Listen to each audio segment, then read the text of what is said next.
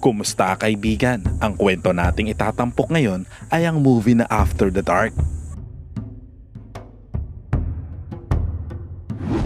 Nagsimula ang kwento kay James, isang mag-aaral sa kolehiyo na makikitang nagmamadaling kumilos dahil siya ay tinanghali na ng gising. Ng mga oras na iyon, mabilis itong tumakbo patungo sa paaralan, umaasang makakahabol sa kanyang unang subject na philosophy. Pagpasok sa kanyang silid-aralan, naabutan niyang nagdidiscuss ang kanyang guro tungkol sa iba't ibang mental experiment. Isa sa mga ito ang tungkol sa isang unggoy na may unlimited time at kabisado ang kwento ni Hamlet, na madali nitong naisulat na saktong-sakto sa istorya nito. Napag-usapan din kung ano sa dalawang mahirap na experiment ang pipiliin nila, ang pagliligtas sa isang babae na malalaglag sa tore, o ang pagliligtas sa mga tao na masasagasaan ng tren sa kalsada. Sa gitna ng kanilang pag-aaral, dahil sa kanilang nalalapit na pagtatapos sa kolehiyo, sinabi ng kanilang guro na si Mr. Smith, na bibigyan sila nito ng isang mental experiment bilang huling pagsusulit. Ilang sandali pa, kinuha ng propesor ang isang box at bumalik sa mesa nito upang ipahayag ang mga kondisyon ng eksperimento. Ayon dito, logical thinking lamang ang pwedeng gamitin, at kailangan nilang pumili kung sino sa kanila ang karapat-dapat na makakuha ng pwesto sa underground bunker, ang nag-iisang lugar sa mundo, kung saan maaari silang makaligtas sa nalalapit na nuclear catastrophe. Ang underground bunk na ito ay ginawa para sa 10 tao lamang, ngunit sila ay nasa 21 katao kasama ang guro, kaya kung makakahanap man sila ng solusyon sa tutulugan at kakainin ng 21 na tao, wala naman silang magagawa tungkol sa oxygen sa loob nito, dahil nakalaan lamang ito para sa 10 katao. Lumipat ang eksena kung saan makikita natin na isinasagawa nila ang unang pag-e-eksperimento. Habang busy silang lahat sa pag-iisip, nakita nila ang higanteng usok mula sa malakas na pagsabog, kaya't kailangan na nilang magpasya kung sino ang karapat-dapat na mabuhay at sino ang dapat mawala. Ayon sa terms and conditions ng kanilang experiment, bawat mag-aaral ay may natatanging kasanayan at problema. Sa pagbabalik tanaw sa kanilang pagdi-discuss, ang mga estudyante ay pumili ng papel na may nakasulat na propesyon mula sa kahon. Pagkatapos makapili, dinala sila ng kanilang mental experiment sa isang lugar. Dito inihayag nila sa isa't isa ang kanilang mga napiling propesyon. Agad namang tinanggal ng guro ang isang makata mula sa grupo, dahil wala na itong silbi sa mundong malapit ng maglaho. Sa pamamagitan ng botohan, pumili sila ng isang farmer, engineer, electrician, doktor, senador, army, psychotherapist, carpenter at chemist. Sinabi naman ni Mr. Smith na ipapakita niya ang kanyang espesyalisasyon sa huli. Pinili din siya ng mga estudyante para sa huling pwesto sa bunker. Umaasa na ang kanyang mga kasanayan ay tiyak na magiging mas kapaki-pakinabang kaysa sa isang mga awit ng opera. Samantala, ang ibang grupo ay nagpasya ng humiwalay, at ang iba ay nagsama-sama na dahil ito ang gagawin nila sa loob ng isang taon. Ilang sandali lang, biglang nakarinig ang mga estudyante ng tunog ng putok ng baril at agad na tumakbo patungo dito. Nakita nila na pinatay ni Mr. Smith ang mga estudyanteng hindi pumasa sa bunker. Ayon dito, ginawa niya yun upang iligtas ang mga ito mula sa sakit na makukuha sa radiation. Natakot ang lahat sa kanilang nasaksihan, kaya nagdesisyon si Mary, isa sa mga estudyante at civil engineer, na ayaw nitong makasama ang guro sa loob ng bunker. Gumawa sila ng paraan para malinlang ang guro, bago pumasok sa loob. Naisipan nilang kumuha ng mga kalakal na mapapakinabangan sa loob ng bunker. Samantala, napansin ng guro na unti-unting nawawala sa paningin niya ang mga estudyante. Huli na nang ma-realize niya na napagkaisahan siya ng mga ito, mabilis siyang tumakbo papunta sa bunker, at doon nakita niya sa loob ang mga estudyante. Agad namang isinara ng mga ito ang pinto nang makita siyang papasok, kaya't ang guro ay naiwan sa labas ng bunker.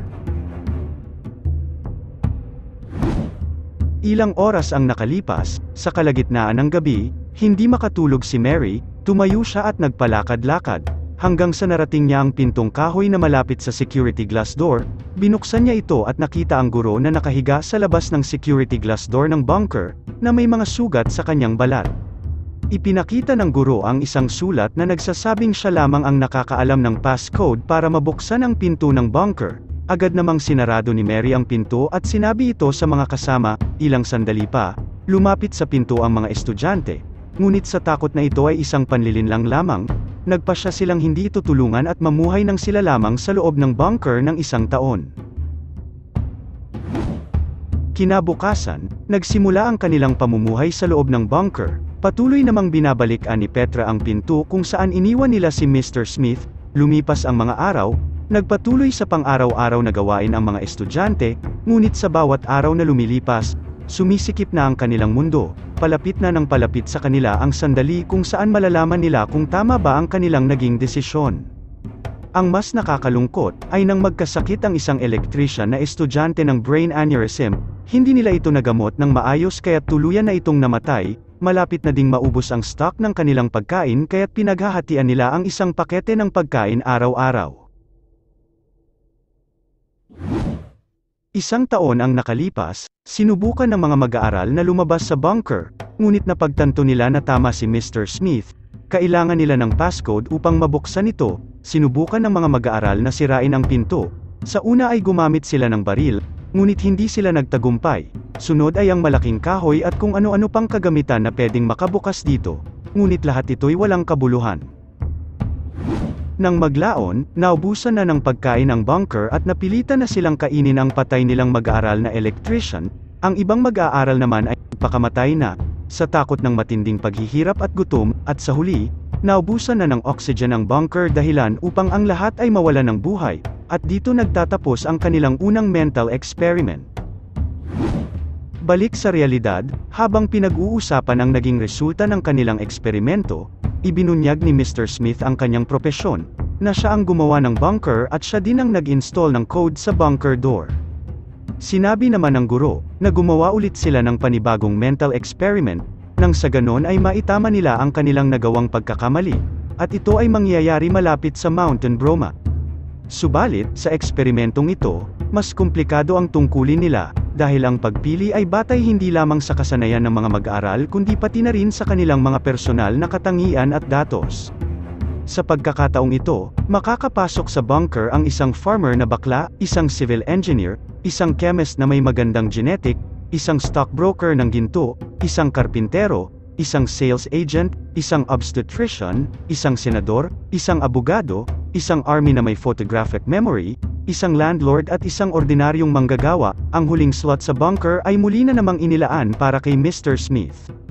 Samantala, ang mga mag-aaral na hindi nakapasok sa bunker ay sumakay sa kanilang mga sasakyan upang subukang lumayo mula sa mga pagsabog. Ngunit, isang bomba ang bumagsak malapit sa kanilang sasakyan, at lahat sila ay namatay. Ang 9 na natirang mga mag-aaral at ang guro ay nagmamadaling pumunta sa bunker upang makaligtas. Pagsapit ng gabi, hindi na naman makatulog si Mary at habang naglalakad sa loob ng bunker, nakita niya sina James na isang farmer at Jack na isa namang chemist na magkayakap sa isang kama. Masama naman ang loob ni Mary sa kanyang nakita. Nalaman ito ng buong grupo kaya't nagpa siya ang mga mag-aaral na magtulong-tulong na upang magkaanak ng maaga.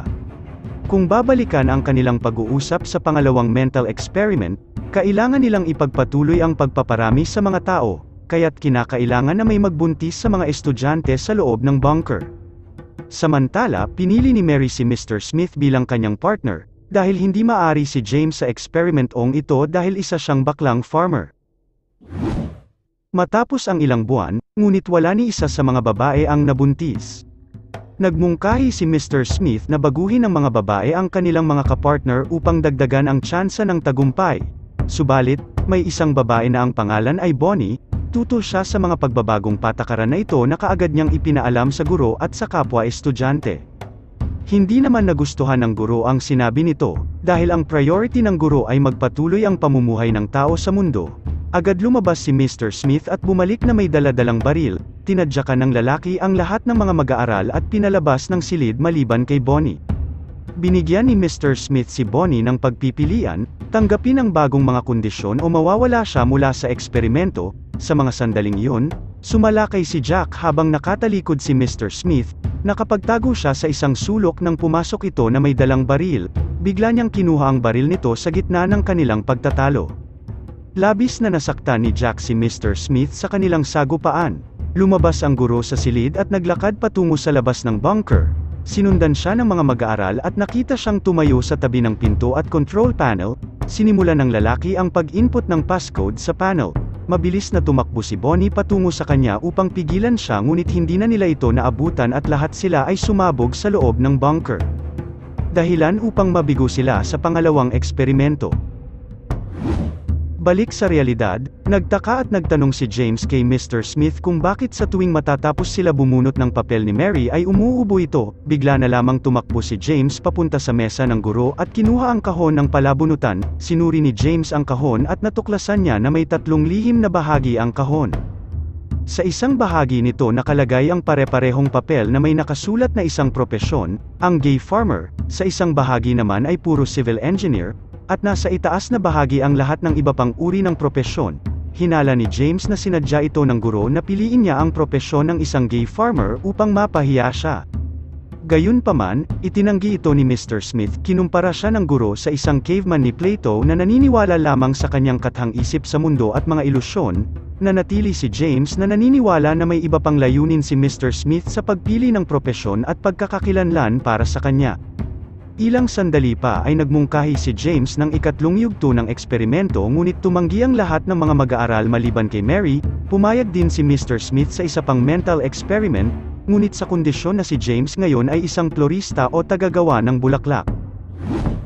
Ang huling mental experiment ay mangyayari sa isang islang walang tao. Nagpresenta si Mr. Smith na i-check ang loob ng bunker. Itinago ng guro ang isang machine gun sa isang sulok, at dinala ang isang baril at inilagay sa loob ng bag. Habang ang guro ay nakaupo sa tabi ng dalampasigan, lumapit si Mary sa kanya at humiling na payagan siyang magsagawa ng eksperimento sa kanyang mga tuntunin at kondisyon. Sa pagkakataong ito, ang babae mismo ang pipili kung sino ang makakapasok sa bunker. Pinili ni Mary ang mga taong hindi napili noong nakaraang mga experiment.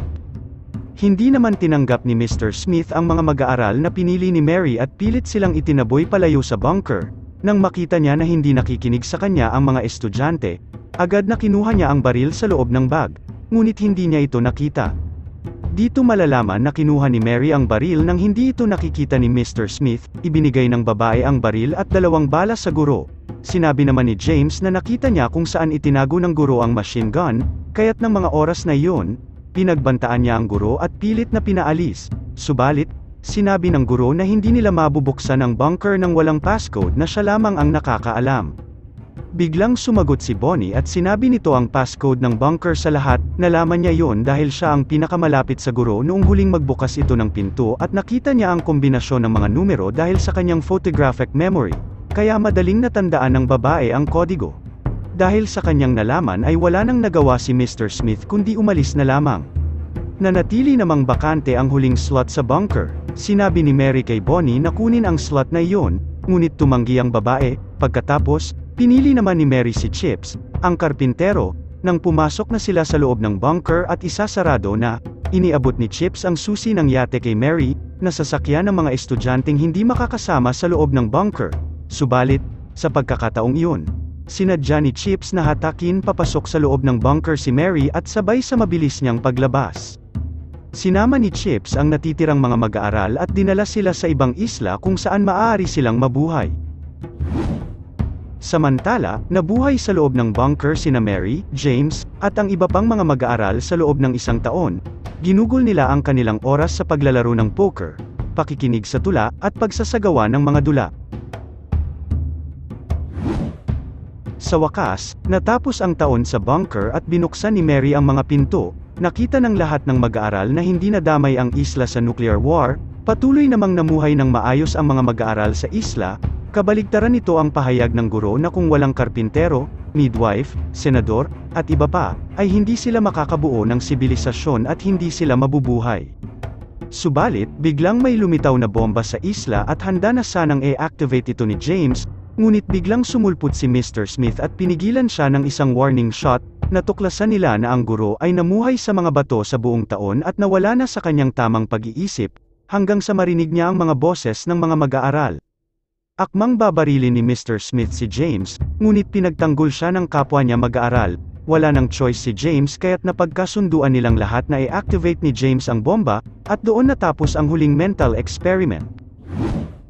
Samantala, kinuwento naman ni Chips ang nangyari tungkol sa kanyang eksperimento.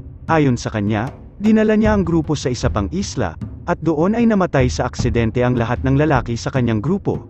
Dahil bata pa si Chips, hindi siya maaaring hindi makabuntis, kaya ginamit ng lalaki ang kanyang kasanayan bilang karpintero at nagtayo ng kanyang sariling munting paraiso kung saan mayroon siyang isang babae para sa bawat araw, maliban sa linggo, dahil ito ang araw ng kanyang pahinga. Tumawa ang lahat ng mga mag-aaral, ibinalik ang kanilang mga aklat, at umalis ngunit nanatili si Mary sa silid-aralan, isinara ng babae ang pinto ng opisina at lumabas sa balcony. Hindi kontento si Mary kay Mr. Smith na tinawag niya sa kanyang unang pangalan na Eric, alam ng babae na sinadya ni Eric na gawing isang magsasakang bakla si James sa layuning hiyain ito at ipakita kung saan talaga ito nararapat. Sinabi naman ni Mary na walang kabuluhan ang lahat ng ginawa ni Eric, dahil walang alam si James sa relasyon nilang dalawa. Sinabi din ni Mary na aalis na sana sila ni James para pumunta sa ibang lungsod. Ngunit nakiusap si Eric na manatili siya upang makasama pa ang babae, ngunit hindi pumayag si Mary. Pagkatapos niyang bigyan ng goodbye kiss si Eric ay iniwan na ng babae ang lugar. Sa huli, makikita si Eric o Mr. Smith na patuloy na pumapasok sa kanyang trabaho at nagtuturo, at sa tuwing nag-iisa, makikita itong tumitingin sa kanyang baril. Sana'y nagustuhan mo kaibigan ang kwentong ating itinampok. Kung magkagayon, ay baka naman pwedeng pakilike ang videong ito at pasubscribe na rin sa aking channel. Kung hindi mo naman ito nagustuhan, ay pwede mong pindutin ang dislike button ng 2 beses para makasigurado ka.